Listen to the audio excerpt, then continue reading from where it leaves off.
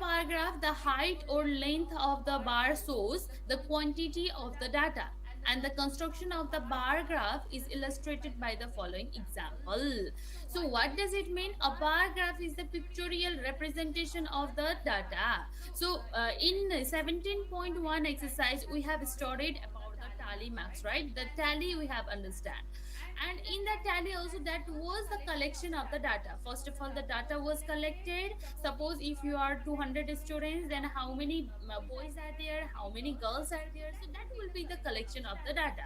And after collecting the data, what is the age group? So if we divide you students, the 200 students, into the age group, then how many students are of the age of 10, how many students are the age of 12, so that we will be dividing. And after dividing, we will be converting it into the pictorial representation, which we call it as a bar graph.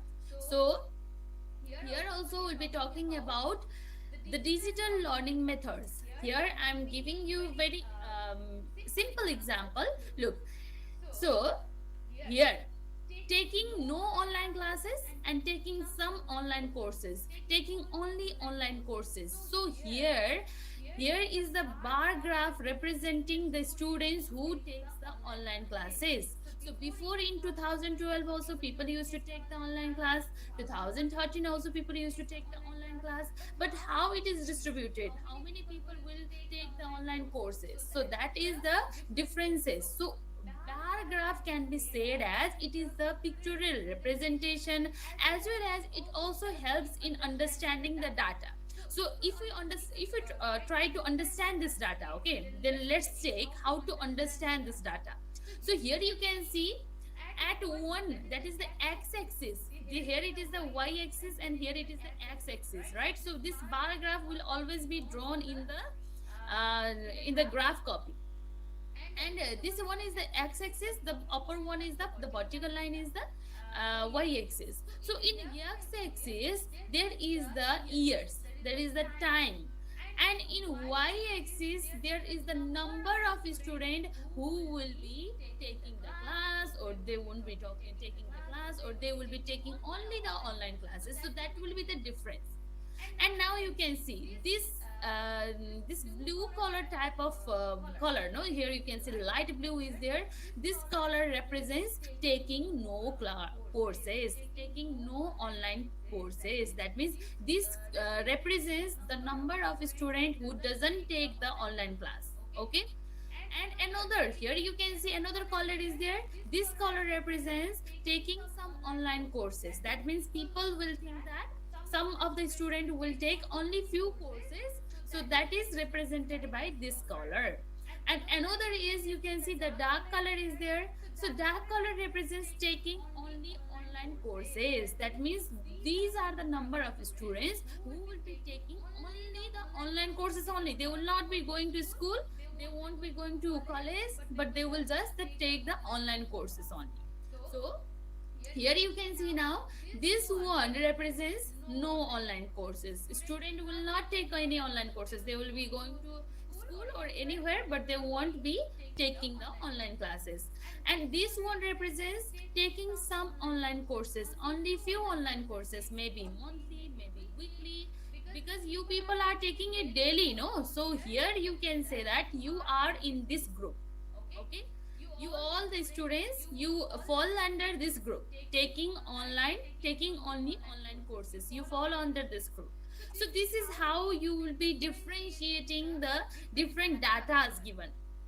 And now you can see how many students will be taking no any online courses. So it is near to 16 million is given, no. So you have already studied about the tens, unit tens, thousand, lakhs, crores, everything you have already studied, right? So that one also here we can do. And what you can see here is that while representing the data is given. So in 2012, how many students were there? In 2012, how many students took the online class? And in 2014, how many students took the online class? So here we will be differentiating the number of students, as well as the in which year the student grew, in which group the student were taking more online classes, that we can compare. So this will be helpful for the comparison also.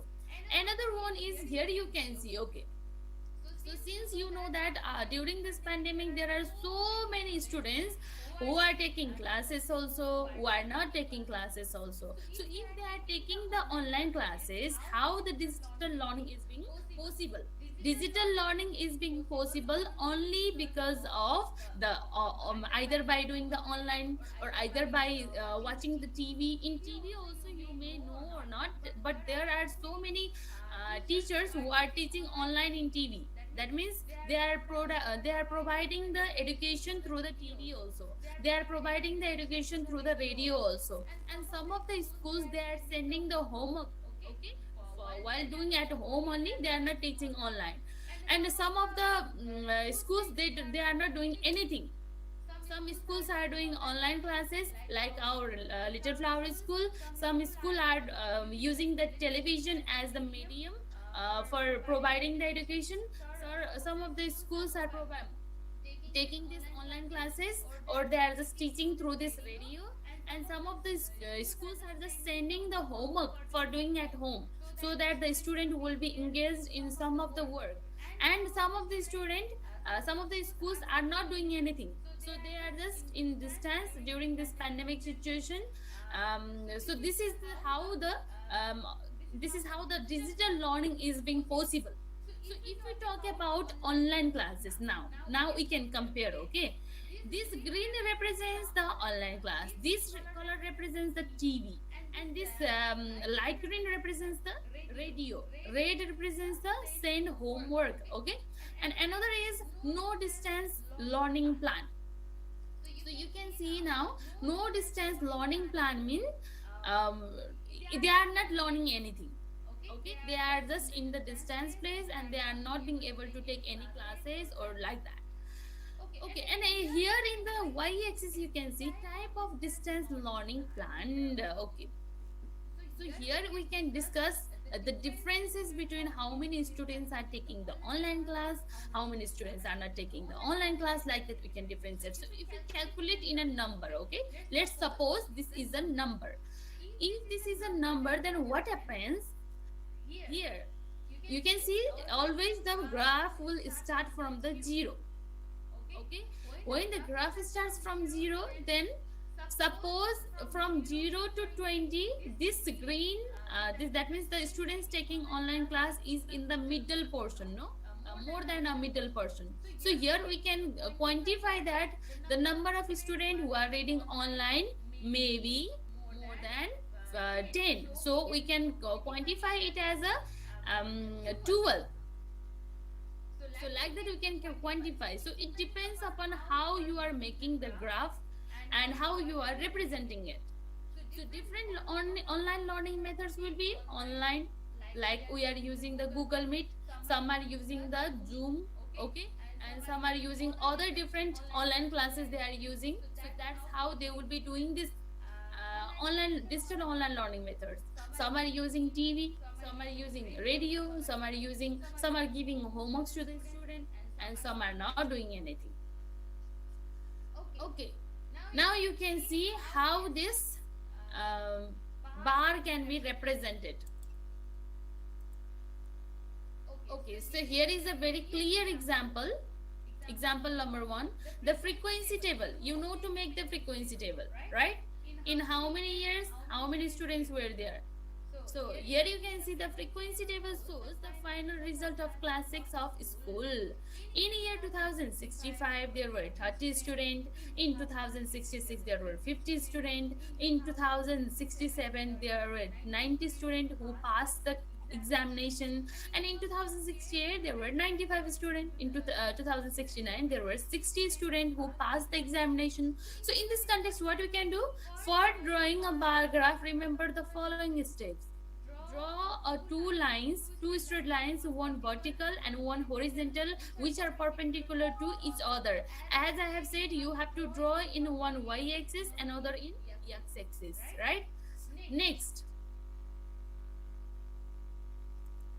okay, next step will be Choose the scale to represent the following data conveniently, and marks are drawn on the basis on the horizontal line, and the marks drawn with the equal spacing between them. In the if you draw this sort of bar diagram in your copy, then that will be very fruitful, because in this bar copy the distance between each of the unit are equal. It is a square unit, no? Yes, students, have you ever used the bar graph? Yes, Yes, teacher. teacher. Yes, teacher. So it will be easy for you to copy this, to draw this sort of bar diagram in the bar graph only, in the graph copy only. So what you can do, first of all, choosing the scale to represent the data conveniently, marks are drawn on the basis of the horizontal line, and the marks drawn equal with the spacing between them, the spacing is equal, width of the different marks should be equal, and put the frequencies in the vertical line and the variable data in the horizontal line, and the final result of the class 6 is shown on the bar graph. So what you can do here, always you have to start from the zero, as I have said. So now you can see, always, most of the time, okay, the frequencies will be kept in the y-axis most of the time. Always remember, okay, the table was given, no, here the question was given, you can see the question was given like this one was here, and this one is the number of frequencies. Number of students means number, that is the frequencies given. Understood, no? We have done in tally marks also. If there is a number of repetition of the students, then we call it as a frequency, and we have done it in a frequency distribution table also. So here we call it as a frequency, and this one here we call it as a variable. Okay, so this variable, this year, will be keeping it in a in this horizontal line, that is in the x-axis. Okay, and this number of past students, this will be keeping in the y-axis, that is in the vertical line. So now you can see, okay, here the years was kept in the horizontal line, and the number of students was kept in the vertical line, but the variable of years, it started from 2065, so directly we kept it like that. But in context of the frequency, always the frequency should have the same differences. If you are keeping here 20, then in next unit you will be keeping there 40. If you will be keeping here 30, if you will keep here 10, then the difference in another unit you will be keeping the same, that is 20. Suppose how you can represent here is that, okay, I'm doing a little bit zoom of it.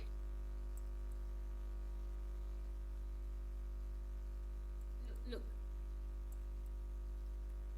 okay, look, how we can do is that, here it is 0, it is starting from 0, 10, 20, 30, 40, 50, 60.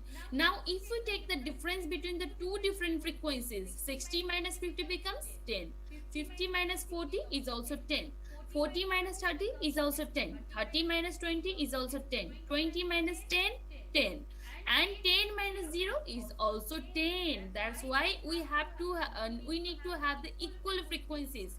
Some students will be writing, this one is very easy, so we can do anything. Somebody will be thinking like that, but no, we have to do it in an appropriate manner. How? If you'll be taking here 0, and if you start the immediate unit, if you will start from 5, then the next unit will be, what it will be, students? 10. Very good. What the next step will be? 15. Very good. Next. 20. Very good, very good. Yes, that, like that you have to make the differences. If it starts from directly from 20, then what will be the next unit? 40. Next 25. unit, next unit will be, 80. Oh no, 60. okay, next unit will 80. be, 80. okay. So like that we have to arrange. Okay, and you are very intelligent. How fast you are understanding it? So this is how we represent in a bar graph. I think you are clear now. by doing the variables in the x-axis and the other frequencies in the y-axis, we can draw such type of bar graph. And if we see the table, now again let's go to the question that was given. Okay, here was the question given. In 2065 there were 30 students who passed the exam. So, how we have to keep? In 2065, there were 30 students. That means here we have to draw a bar graph and we have to just set it. So, this represents that in 2065, the number of students who passed was 30. 30. Yes. In 2000, now here, it is also said it in 2065, the number of students who passed was where 50. 50. In 2067, the number of students who passed were 90. 90. In 2068, the number of students, now here you can see, okay, here is a little bit twist. So what the twist we can see here is that here it is in the middle portion, no?